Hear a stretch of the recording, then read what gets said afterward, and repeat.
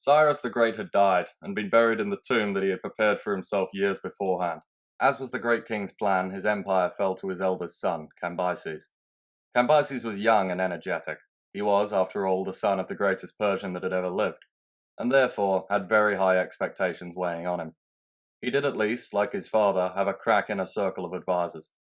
Croesus, the aging Lydian king, who Cyrus had defeated and then accepted into his court as one of his closest confidants, was still wondering about the halls of the royal capital. He'd been given direct instructions from Cyrus to speak honestly to his son, just as he had spoken honestly to Cyrus. He had his many sisters, including the 20-year-old Atossa.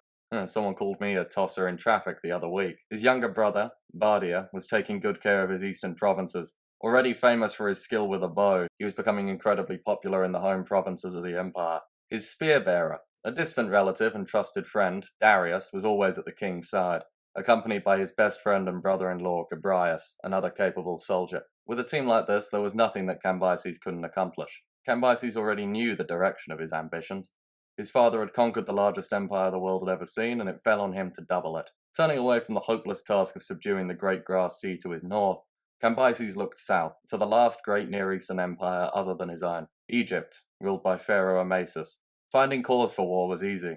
The pharaoh was no king, but a common soldier who had risen to power after a military coup against the legitimate monarch. Cambyses, claiming descent from the Egyptians through a fabricated family tree, simply declared that he was the legitimate heir to Egypt, and was marching south to retake his birthright. But before his war, Cambyses needed to stack the odds in his favor.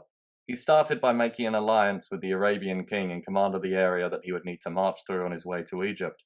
He undergoes an oath-swearing ceremony of friendship with the Arabian king, and Herodotus describes the process of this ritual. The two parties cut their hands with sharp rock, before smearing their blood on 7 stones whilst crying the names of Urania and Dionysus, or at least the Arabic versions of Urania and Dionysus, which don't really correlate that well with their Greek cousins. In exchange for friendship, the Arabian kingdom provided water skins and camels to supply Cambyses' army. He then sought the friendship of the Phoenicians. The strange and seafaring people of the Levant were forever a worry to the great king. Although too small to threaten Persia directly, really only a group of feuding city-states, the Phoenicians were still a force to be reckoned with. Their cities, though small, were immensely wealthy from trade. Overseas business and trading was the specialty of the Phoenicians. To the west of them lay all the numerous colonies and trade posts that had been established by their master explorers and sailors. Being the most skilled seafarers in the world, the Phoenicians would navigate waters that no one else dared to. Introducing their writing system, the ancestor of the one that we use today, the Phoenician products and connectivity to the whole Mediterranean. Stories had even circulated of Phoenician explorers who had travelled into the Atlantic and south down the African coast to the mysterious jungle that lay south of the Sahara. Basically, the Phoenician navy was something to be feared, but not something that Cambyses would have to fear. The delegates from the Phoenician cities all declared their enthusiasm to join the great king, before he'd even really asked them to. They knew that if they submitted voluntarily, the Persians would allow them to keep their way of life and wealth. Besides, they were the long-standing rivals of the Egyptians, who still salivated when they saw the lands of the Levant, which had once been Egyptian territory. Both the Egyptians and Persians fought with Greek mercenaries on their side. The Egyptians had hired a group of Carians, along with some Ionian soldiers, and the Persians also hired Ionians, notably from the city of Mytilene. The importance of the Greeks to the war is probably exaggerated because the story of how the battle goes is told to us by a Greek, but it's the only detail we really have on the campaign. While Cambyses marches south, Amasis, the pharaoh, dies. This affects the Egyptians deeply, as Amasis was a proven soldier whose presence inspired a great deal of confidence. His son, Psammetichus, was yet untested. When he ascended to the throne, the Egyptian city of Thebes experienced its first rain in history, a strange omen. As Herodotus puts it, it simply does not rain in southern Egypt. The two armies met at Pelusium, around 525 BCE. It began brutally. The Greek mercenaries who were working for the pharaoh brought into view the children of the Greeks who had defected to the Persians. They then slit their throats and drank the blood mixed with wine. Quick disclaimer, the reign of Cambyses has a lot of child abuse in it, and this little story is nothing compared to what happens later on, so don't say I didn't warn you. The Persians had a few tricks up their sleeves. One account has them tie living cats to their shields. The Egyptians, to whom cats were sacred, couldn't bring themselves to shoot at the enemy for fear of harming a cat. This story is probably just a story though. Regardless, the Egyptians are promptly beaten in battle, and Psammetichus flees to the capital city of Memphis. Cambyses, wanting to end the war without any more fighting, sends a Mytilenean ship towards the city. The ship approaches on its own, showing the flag of truce, ready to negotiate. However, as it comes close, a large number of Egyptian soldiers attack it from their own boats and board it. The Greek crew are torn limb from limb in full view of both sides, and this only makes Cambyses angrier. He orders the city besieged and then taken, which it promptly was. The Egyptians really didn't stand a chance of winning at this point. Cambyses has a special punishment cooked up for them. He has Psammetichus and all the other Egyptian noblemen brought to the outskirts of the city of Memphis. From here, a procession of young girls, dressed skimpily in the clothes of the lowest form of slavery, are brought out with jugs to fetch water from the nearby river. It soon becomes clear that the young girls are the daughters of the noble families, openly crying and lamenting their humiliation. Upon seeing this and realizing what it meant for the future of their children, the Egyptian nobles also break down and cry. All except Psammetichus, who simply looks away from his own daughter in silence. After the girls come a group of young boys. All of them had ropes around their necks and bits in their mouth. Cambyses explains that, in vengeance for the death of his negotiators, 2,000 male offspring of the noble Egyptian families were to be put to death in a particularly horrible fashion. When he recognizes his own teenage son amongst the condemned, the pharaoh once again looks away. Finally, by complete chance, an old friend of the king walks by. The man had once been a frequent guest at the pharaoh's banquets. Now all of his property had been looted and burned by the Persians, reduced to begging from the soldiers who had robbed him of his possessions. The sight of him led to the pharaoh finally losing composure and breaking down in tears. You're probably confused as to why the sight of his own children's suffering didn't affect the pharaoh, but an old mate of his falling on hard times for some reason did. And you wouldn't be alone in that. Cambyses himself asks Psammetichus why the old man's condition had upset him more. The pharaoh responded, "Son of Cyrus, my personal troubles are too immense to cry over. But when a friend on the threshold of old age loses all their fortunes and happiness, his sorrow calls for tears." Cambyses is supposedly so impressed by this that he decided to let Psammetichus live. For a short while, at least. It's here about 5 years into his ruling where Cambyses starts to lose his mind. It all starts with the very thing that had doomed his father: overreach. The conquest of Egypt was huge and impressive. Egypt was amongst the most ancient and respected of the states of the Near East, and when Memphis fell, it terrified everyone. The Libyans immediately surrendered to Cambyses before he even asked them to do so. Like, no joke, he wasn't planning on making war on them or anything. They just rocked up one day at his court like, "We surrender." And he was just like, "Oh, cool, nice, that saves me the trouble of asking you to do so." The city of Kyrene, a Greek colony, also sent a note of surrender on top of a chest of silver coins, which Cambyses distributed amongst his men. Bolstered by these easy conquests, Cambyses singled out 3 new targets. To the south, the Ethiopians, a people that the Greeks called the tallest and most attractive people in the world.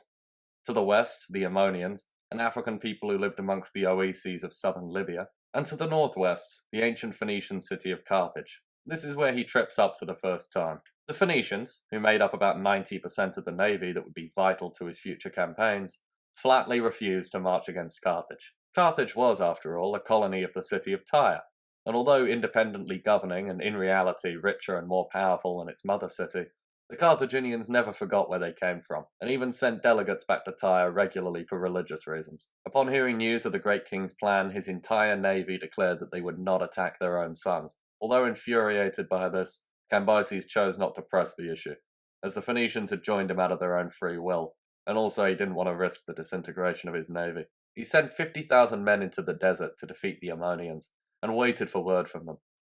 And waited. And waited. Nobody knows what happened to the lost army of Cambyses. It's up there with locating Atlantis or the Holy Grail, as one of those things that insane archaeologists spend their entire lives trying to find, with nobody coming up with any answers. Herodotus claims that the Ammonites that he met while on holiday in Egypt told him that the older generations spoke of an entire foreign army lost in a sandstorm. Either way, this doesn't improve Cambyses' mood. He sends 2 spies to Ethiopia, under the guise of diplomats presenting gifts. They take the kind of things a Persian would want: a purple cloak, a golden torque and golden wristbands, expensive perfumes, and a jar of palm wine. They reach the king of Ethiopia and present the gifts, saying that they're an offer of friendship. The Ethiopian king laughs at this. He immediately identifies the 2 men as spies, and tells them that their master's behavior is reprehensible. If he were a good man, he would not want to possess any land other than his own. He would not enslave those that have done him no wrong. Nevertheless, he inspects the gifts. He's particularly impressed by the purple cloak, as the Ethiopians didn't dye their clothes like the Persians did. When the envoys explained that the cloak was not naturally purple and described the process of dyeing clothes, the king laughs again. Such was the way of the Persians, to be so dishonest as a people that even their clothes were not as they first seemed. He then asked about the gold jewelry, as gold was not considered valuable by the Ethiopians in the same way that the Persians thought of it. They showed him how to put it on, which amused the king greatly. He commented that they looked like shackles for slaves, and wondered why the great king ever thought he would accept such a gift. He had a similar reaction to the perfume. Like with the cloak, the king saw it as a metaphor for hiding one's true self. The wine, however, was different. Upon taking a swig of it, the king smiled and complimented his guests on their choice of drink. He started probing the spies for information about the Persians. He asked them how long a Persian man lived for. 80 years is the lifespan for a man who lives to old age. And what about their food? What did they eat in Persia? The messengers said that they ate bread, which clearly meant nothing to the king, so they described the process of growing wheat and then turning it into bread. The king mocked their answers, and told them that if their diet was that awful, it must have only been the fine quality of their wine that encouraged them to live until the ripe old age of 80. He then advises a diet of cooked meat and milk directly from the animal, as a tip for living longer and growing larger like an Ethiopian. The messengers nervously asked him whether or not he was going to execute them, and the king said that he was not. After all, if he didn't let them return home, how would the king of Persia receive his gifts in return? He gave the spies a huge wooden bow, and told them to give it to the king. He said, "A word of advice from the Ethiopians. When the Persians can draw bows this size as easily as I do, then he might consider marching against ancient Ethiopia. In the meantime, he should be grateful to his gods that the sons of Ethiopia do not consider acquiring additional lands to add to their own. God damn, Ethiopia, no one can conquer you. You're like Africa's version of Moscow." And so Cambyses marched on Ethiopia. Straight away. At this point, he's portrayed as being a little bit disconnected from reality. He leaves his Greek troops in Egypt as a garrison force and leads the rest of the army south without planning for supplies. As what happens when tens of thousands of men walk into the desert without planning for food or water, they run out of both. And when they do, they resort to eating their horses and pack animals. When they run out, and hunger and dehydration start to kill more, they start to eat their own dead. And when people aren't dying fast enough, the Persian soldiers draw lots. It's this level of cannibalism that apparently brings the king back to his senses, and he turns the army around. It's too late, however, and the march home kills many of those who survive to make it to Ethiopia. When the decrepit remains of the invasion force reach Egypt, they find the country in a state of celebration. The god Apis had appeared to them in the form of a bull, and, as per tradition in Egypt, the streets were alive with partying at news of the miracle. Cambyses, infuriated that the Egyptians were celebrating in the aftermath of his disastrous campaign, sends soldiers into the streets to stop the festivities. When the Egyptian priests and governors explain to him their reasoning, he has them all executed. He also kills off Psammetichus, the pharaoh that he'd spared, and worst of all, according to Herodotus, he murdered the bull considered to be the god Apis. He laughs as he does so, wondering out loud how the foolish Egyptians could believe a mortal creature that he killed with such ease could be divine. This is where Cambyses loses it. He starts lusting after his sisters, Roxanne and Atossa. Now, although incest was common in Egyptian royal dynasties, it was not a Persian custom. Cambyses summons the Magi to find a way to ensure his marriage was legal. In doing so, he makes it very clear how important it is to the survival of the Magi that they rule in favour of him marrying his sister. This leaves them with a very difficult task. If they tell the king what Persian law says, that incest is an abomination, then they know he will simply kill them and marry his sister anyway. As religious men, however, they have a sacred duty to not act outside their law, so they find a loophole. Despite all the laws against incest, there is one Persian law that overrides it all, that the king is above the law.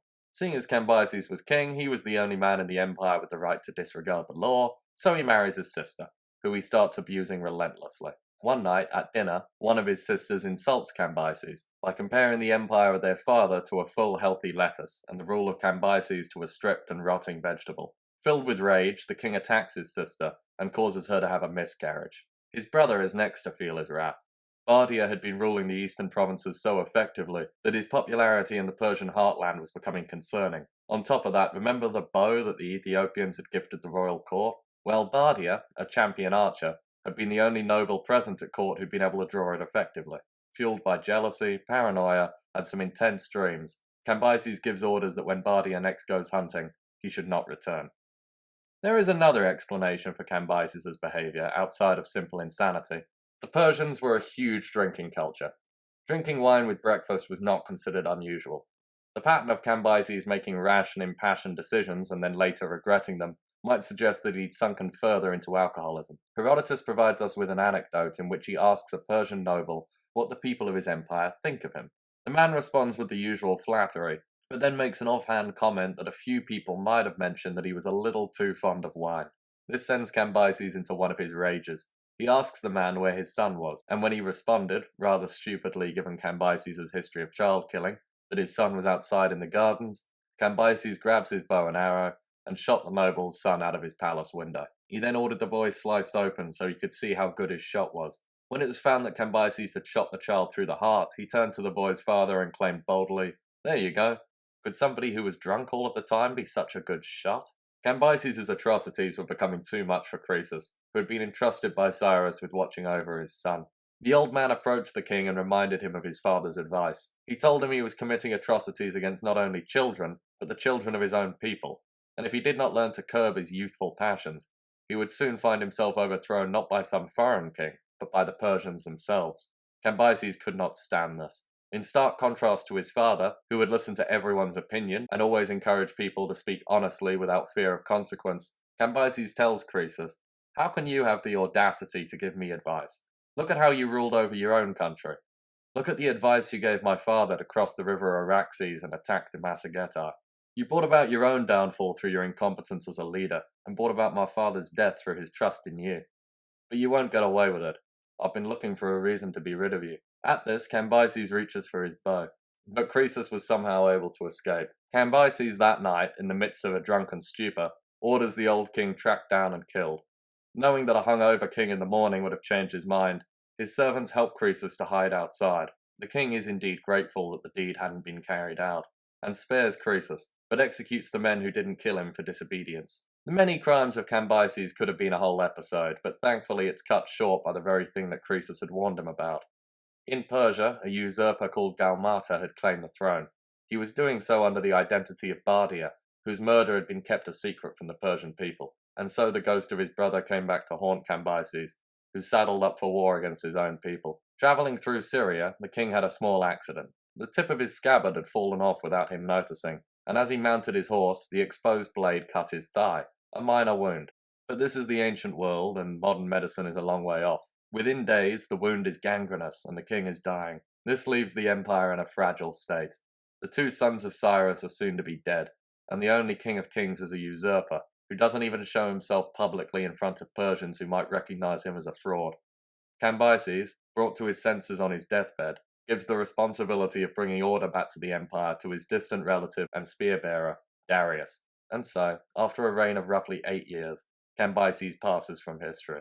Although he added the immensely rich lands of Egypt to the Persian domain, nothing could prevent him from being remembered, even by his own people, as the despotic son of his great father.